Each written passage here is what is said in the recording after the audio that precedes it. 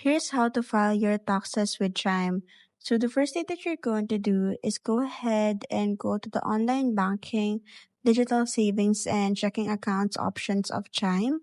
And then afterwards, what you need to do is to enter the email that is associated with your Chime account. After doing the logging in or signing up options, you'll be redirected to the main dashboard. On the main dashboard, you will see there the checking account or the balance account that you have. Now, you can go ahead and click on checking account, or you can go ahead and click on the view transactions. And then afterwards, you will see the view transactions under the checking account options, which is the same to the main dashboard. So what you need to do is to click on that as well. Now, after clicking on that, you'll be able to see there all the transactions that you have as well as tax return status. So what you need to do is to check all the information and you can download the file of taxes.